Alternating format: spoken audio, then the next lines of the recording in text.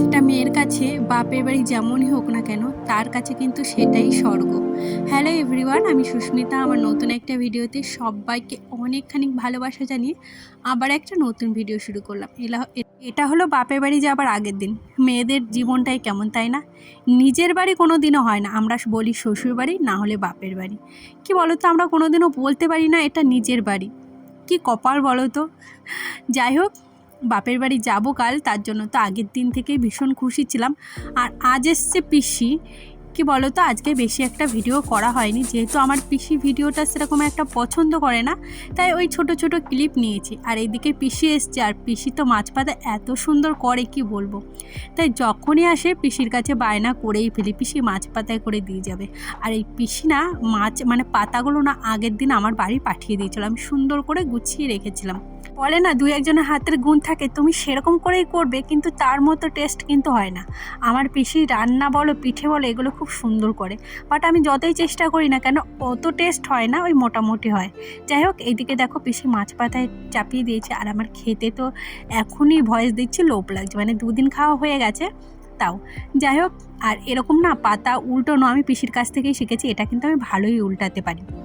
পৃথিবীতে কিছু কিছু লোক আছে যাদের তুমি বোঝাতে পারবে না, যেমন আমার পিসিকে আমি ভিডিও করি, এটা পিসি মেনেই নিতে পারে না, তাই বোঝাতে পারি না। মানে ওরা আগের যুগের মানুষ তো, তাই বোঝানো যায় না। যাই হোক, আজকে রান্না হয়েছিল চাল কুমড়োর ঘন্ট, ডাল, আর হলো মাছ পাতায়। মাছ পাতাটা না একটু পুড়ে গেছিলো, তবুও টেস্ট খারাপ হয়নি।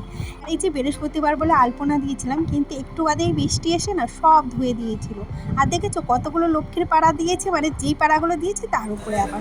আর এদিকে দেখো বিকালবেলা আমার চায়ের মেয়ে মলে গিয়েছিল ওর জামা কাপড় কিনতে, সেইখান থেকে আমার মেয়ের জন্য কিছু মানে খাবার নিয়ে এসছে, আর ও এই টপটা কিনেছে, সেটাই তোমাদের দেখাচ্ছিলাম। তো এখন মোটামুটি ওই 1টা বাজে, এখন বাপের বাড়ি যাবো বলে তাড়াতাড়ি রেডি হয়েছি। সকাল থেকে কোনো ভিডিও করিনি, মানে তাড়াতাড়ি কাজ কমপ্লিট করেছি। আর কোথাও যাওয়ার হলে তো জানোই একটু তাড়াহুড়ো হয়।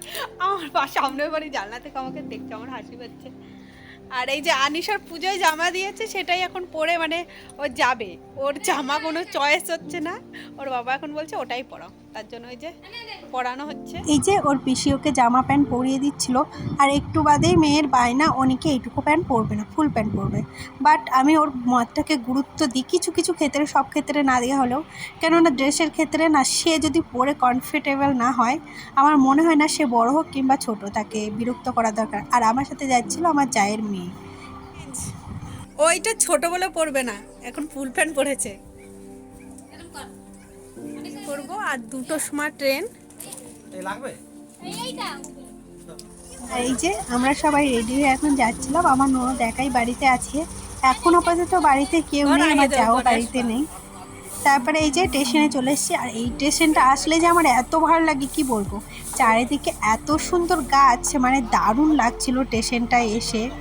আর আমরা মানে ট্রেনের জন্য ওয়েট করছিলাম, একটু আগেই চলে এসেছিলাম। তারপরে এই যে ট্রেনে চেপে পড়েছি, আর ট্রেনে চাপে ভিডিও করতে না আমার ভীষণ মানে ভালো লাগে না আর কি, মানে কেমন অস্বস্তি হয়। আর এদিকে আমার মেয়ের বায়না দেখো, ওর কিন্তু খাবারে কিনাও হয়ে গেছে, মানে রাস্তায় যে ও কত খাবার খাবে। তারপরে এই যে ট্রেন থেকে নেমেছি, আর আমার না এইসব খাবারের দিকে কেননা চোখ যায়। হঠাৎ নতুন দোকানটা করেছে, মানে বেশি দিন হয়নি, এর আগেও আমি এসেছি কিন্তু ছিল না, তো এখান থেকে আমি এই খাবারটা নিয়েছিলাম, নাম জানি না, খেতে ইচ্ছা করেছে তাই নিয়েছি।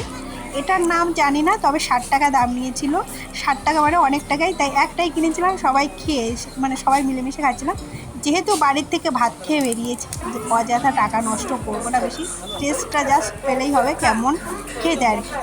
যাই হোক, এই যে বাড়িতে চলে এসেছিলাম। আর কি বলতো, বাড়িতে এসছি, মা বলছে কি খাবি, তখন বিকাল বিকাল হয়ে গেছে।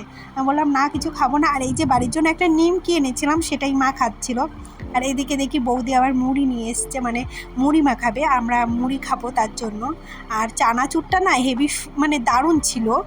আর এইরকম চানাচুর না আমার বরকে বলি আনতে, আনে না, বাট চানাচুরটা এত ভালো ছিল।